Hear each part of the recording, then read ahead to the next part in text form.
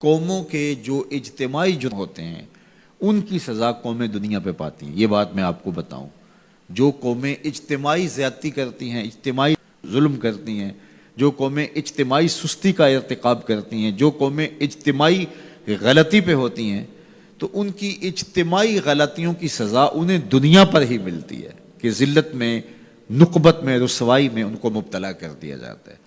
لیکن قیامت کے دن جو ہم نے پیش ہونا ہے وہ اپنے اعمال نامے ذاتی لے کے پیش ہونا ہے۔ تو اس لیے کاش کہ اجتماعی نظم ایسا پیدا ہو جائے، اور اگر ایسا نہیں ہوتا تو کم از کم ہم اپنے تو ذمہ دار ہیں، اور ہم اپنے اعمال نامے لے کر کے قیامت کے دن اللہ کے حضور پیش ہونا ہے، تو ہم ان کی صحت کے لیے کوشش کر لیں، اپنی خواہشات کو، اپنی آرزوؤں کو، اپنی تمناؤں کو اسلام کی دہلیز پہ رکھ دینا اور اپنی گردن کو جھکا دینا۔ یہ اسلام کا معنی ہے۔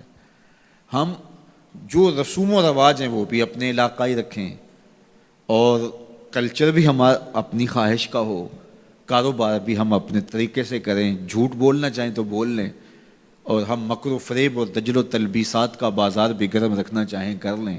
جب مسجد کو آئیں تو ٹوپی پہن لیں اور نماز پڑھ کے پھر ٹوپی وہیں رکھ کے، نماز بھی وہیں رکھ کے، دین بھی وہیں رکھ کے پھر دکان پہ جا کے بیٹھ جائیں۔ تو وہ میاں جو نماز پڑھی ہے وہ دکان پہ بھی ساتھ لے کے جائیں۔ وہ دینداری آپ کے دفتر میں بھی آپ کے ساتھ ہونی چاہیے۔ لیکن ایسا نہیں ہے۔ میں ایک بات کہتا ہوں کہ اگر اس طرح کا دین چلتا ہوتا تو ابو جہل کو کیا مسئلہ تھا کہ اس کی جھوٹی سرداری بھی چلتی رہتی، اس کا مکر و فریب بھی چلتا رہتا، اس کا سب کچھ چلتا رہتا اور ساتھ ساتھ دین بھی چلتا رہتا۔ لیکن اسے پتا تھا کہ دین لانے کا مطلب یہ ہے کہ بلال کے ساتھ کندھے سے کندھا ملا کے کھڑا ہونا پڑے گا۔ دین لانے کا مطلب یہ ہے کہ سر سے لے کر پاؤں تک اسلام کا نظم قبول کرنے اور اسلام کا طرز حیات اختیار کرنا پڑے گا۔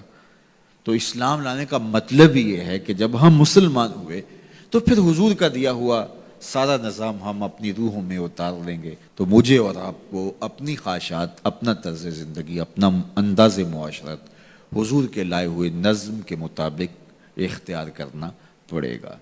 صرف نمازوں کا نام ہی دین نہیں ہے، سر پہ امامہ رکھ لینے کا اور داڑھی سجا لینے کا نام ہی دین نہیں ہے۔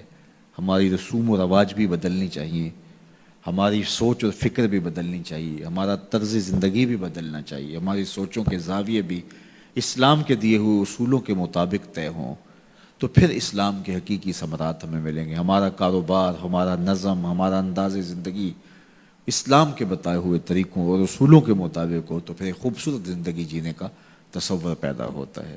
تو اللہ تعالی ہم سب کو اپنی راہوں کا مسافر بنائے، اور اللہ ایسے اسباب پیدا کر دے اور اس کا حصے دار ہمیں بھی بنائے، منبر و محراب کے دیگر ذمہ داران کو بھی بنائے، کہ وہ ایک اجتماعی نظم قائم کرنے میں کامیاب ہوں۔ سب سے پہلی اس کی ضرورت تعلیم و تعلم ہے۔ میں تو یہ کہتا ہوں کہ بہت سارے منبر و محراب کے وارثوں کا اور وہ جو مسند نشین لوگ ہیں ان کا اپنا فہم دین ہی ناقص ہے، یعنی اپنا شعور دین ہی کامل نہیں ہے۔ تو جب ان کا اپنا فہم دین ہی ناقص ہوگا تو یہ کس طرح پھر ایک اجتماعی نظم کے ذریعے اسلام کی حقیقی شکل اور صورت پیش کر سکتے ہیں۔ تو اللہ کرے کہ اس طرح کا کوئی نظم پیدا ہو کہ شعور کی دولت سے ہم اسلام کی جو حقیقی تھیوری ہے اور اسلام کا حقیقی جو مزاج ہے اس سے پہلے ذمہ داران کو آگاہ کر سکیں، اور پھر اس کے بعد جو ہے وہ ایک کوشش اور جد و جہد کے نتیجے کے اندر ایک خوبصورت نظم پیدا ہو سکے۔ اللہ مجھے آپ کو اپنی رحمتوں کے حصار میں رکھے، دنیا آخرت کی بھلائیاں اللہ ہم سب کا مقسوم کرے، اور جب تک جئیں حضور کے غلام بن کے جئیں، اور جب موت آئے تو حضور کی غلامی میں آئے۔ سوکھا نکلے سا ظہوری جے ویخ لواں مکھ تیرا، آخری لمحے جب سانسیں ٹوٹ رہی ہوں تو حضور کا دیدار نصیب ہو جائے۔